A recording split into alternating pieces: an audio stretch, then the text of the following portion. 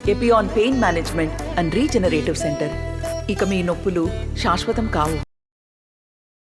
Adilabad parliamentary Bharatiya Janata party అభ్యర్థి ఇప్పటికే దాదాపు పార్లమెంటు పరిధంతా కూడా మొదటి విడతగా మండల కేంద్రాలు దాదాపు అన్ని అసెంబ్లీ నియోజకవర్గాల కార్యకర్తల సమావేశాలు, మిగతా ఆర్గనైజేషన్ అందరితో కూడా ప్రచారం మొదటి విడత పూర్తి చేయడం జరిగింది. ప్రజల నుంచి చాలా స్పష్టంగా మూడవసారి దేశ ప్రధానమంత్రిగా నరేంద్ర మోడీ గారు కావాలి, దానికి మేమంతా సంపూర్ణ మద్దతు ప్రకటిస్తున్నామని ఓటరు మహాశయుల దగ్గరికి మేము వెళ్తున్నప్పుడు చిరునవ్వు చిందిస్తూ ఓటర్లంతా కూడా స్పష్టంగా భారతీయ జనతా పార్టీకి మా మద్దతు అనే విధంగా వాళ్ళంతా కూడా ఈరోజు మాట్లాడుతున్నారు. ఏ గ్రామానికి వెళ్ళినా, ఏ వార్డుకి వెళ్ళినా సహజంగా ప్రచారానికి వెళ్ళినప్పుడు కార్యకర్తల నుంచి వచ్చేటటువంటి నినాదాలకు బదులు ఈసారి ఓటర్ల నుండి ఒక ప్రత్యేకమైనటువంటి నినాదం వస్తున్నది. మా ఓటు బీజేపీకి, ఢిల్లీలో మోడీ గారే ఉండాలి, గల్లీలో ఎవరున్నా ఢిల్లీలో మోడీ గారే ప్రధానమంత్రిగా ఉండాలి అని ప్రధానమైనటువంటి నినాదం ఈరోజు ప్రజల్లో వినిపిస్తుంది. కాంగ్రెస్ పార్టీ కలలు కంటున్నది. మొన్న అసెంబ్లీ ఎన్నికల్లో ఈ పార్లమెంటు పరిధిలో గెలవకున్నా రాష్ట్రంలో అధికారంలోకి వచ్చినాం కాబట్టి అసెంబ్లీ ఎన్నికల్లో మాట్లాడినటువంటి మాయమాటలు మాట్లాడితే పార్లమెంట్ ఎన్నికల్లో నమ్మి ప్రజలు ఓట్లు వేస్తారేమో అని కాంగ్రెస్ పార్టీ ప్రవర్తనలో ఉన్నది.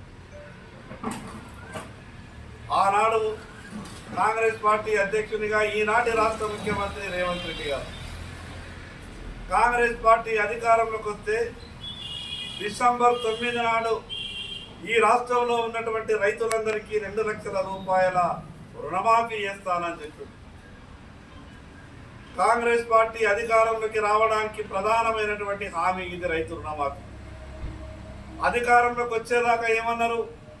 డిసెంబర్ 9 నాడు ప్రతి ఒక్కరికి 2 లక్షల రూపాయల రుణమాఫీ చేసే బాధ్యత నాది అని ఆ రోజు రేవంత్ రెడ్డి గారు మాట్లాడింది. ముఖ్యమంత్రి అయిన తర్వాత చేస్తాడు అని అనుకున్నారు. కానీ ఈరోజు మళ్ళీ ఏం మాట్లాడుతున్నాడు? మొన్న జరిగినటువంటి బహిరంగ సభలలో ఆగస్టు 15వ తారీఖు తర్వాత రైతులందరికీ రుణమాఫీ చేసే బాధ్యత 2 లక్షల రూపాయలు నాది అంటున్నారు.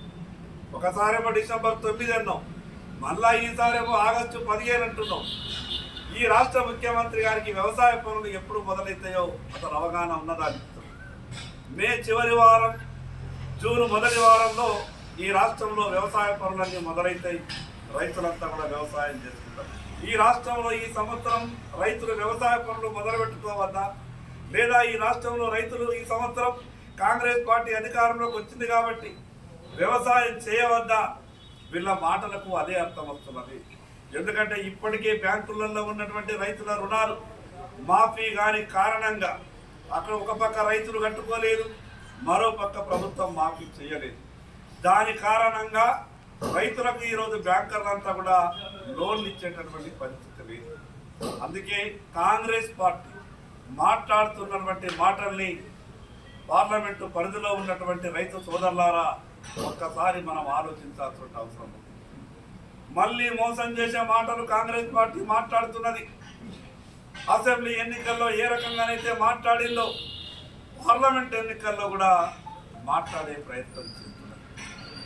ఇంకో పక్క టీఆర్ఎస్ పార్టీకి గ్రామాలలో నిన్న మొన్నటి వరకు అధికారం అనుభవించినటువంటి నాయకులు కానీ అసెంబ్లీ స్థాయి నుంచి జిల్లా స్థాయి నుంచి మండల స్థాయి, గ్రామ స్థాయి నాయకులు కూడా ఈరోజు టీఆర్ఎస్ పార్టీని విడిచిపెట్టి అది మునిగే నావా, మునుగుతున్నటువంటి నావా అని ఆ పార్టీ కార్యకర్తలు కూడా పసిగట్టిండ్రు. ఆ పార్టీకి ఈ జిల్లాలో ఎక్కడా కూడా మనుగడ లేదు. స్పష్టంగా ప్రజల నుంచి వస్తున్నటువంటి స్పందన చూస్తే ఆదిలాబాద్లో భారతీయ జనతా పార్టీ ఆదిలాబాద్ పార్లమెంటు స్థానాన్ని భారీ మెజార్టీతో గెలవబోతా ఉన్నాం. 3వసారి నరేంద్ర మోడీ గారు ప్రధానమంత్రి కావడానికి ఆదిలాబాద్ పార్లమెంటు స్థానాన్ని ఆదిలాబాద్ ప్రజలు బహుమతిగా ఇవ్వబోతా ఉన్నారు. ఈ పార్లమెంటు పరిధిలో ఉన్నటువంటి ప్రజలందరికీ విజ్ఞప్తి చేస్తున్నారు.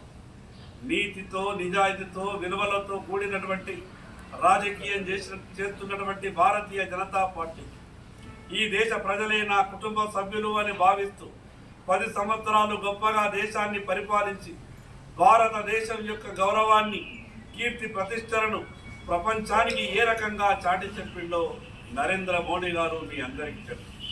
500 సంవత్సరాలుగా పరిష్కారం కానటువంటి రామ మందిర నిర్మాణం కావచ్చు, అదేవిధంగా ఆర్టికల్ 370 కావచ్చు, ఈ దేశంలో ఉన్నటువంటి అనేకమైనటువంటి పరిష్కారం కానటువంటి సమస్యలని పరిష్కారం చేసినటువంటి గొప్ప వ్యక్తి నరేంద్ర మోడీ గారు.